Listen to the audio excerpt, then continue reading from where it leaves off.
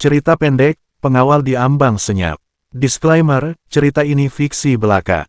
Oleh Christovita Wiloto, Chairman Strategik Indonesia. Di tengah kota kecil yang selalu berpura-pura sibuk, ada sebuah rumah berpohon banyak kecil-kecil dengan dinding-dinding kaca yang selalu terlihat berkilau bila tersorot matahari. Di dalam rumah kaca itu, tinggal seorang pemimpin yang dulu dicintai banyak orang.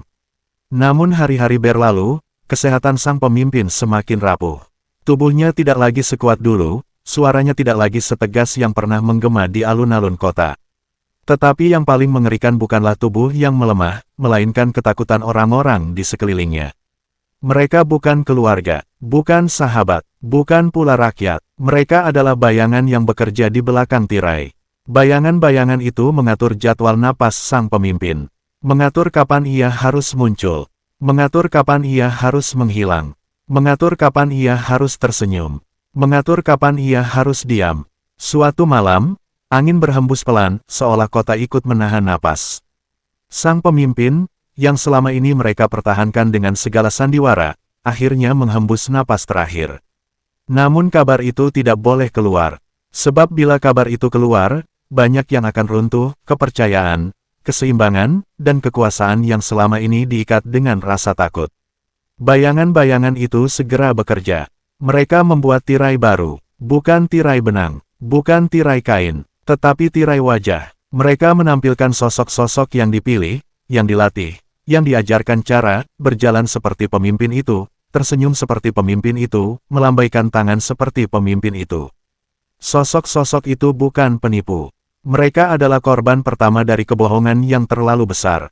Dan di balik semua itu, berdirilah seseorang dengan suara berat dan langkah tegap. Ia tidak pernah muncul di depan panggung. Ia hanya mengatur dari balik layar.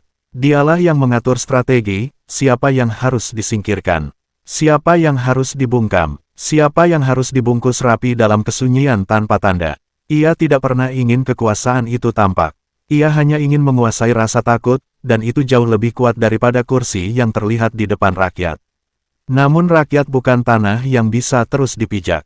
Rakyat menyimpan ingatan, rakyat menyimpan rasa. Mereka mulai bertanya, kenapa dirinya terasa berbeda?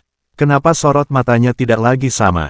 Kenapa suaranya seperti gema yang dipaksa keluar dari ruang kosong? Pertanyaan-pertanyaan itu menyebar, dari warung kopi, dari mulut ke mulut, dari bisik menjadi gelombang. Dan gelombang itu perlahan berubah menjadi kesadaran, bahwa kebenaran tidak bisa dikurung selamanya. Bahwa topeng yang paling rapih pun, pada satu titik akan retak.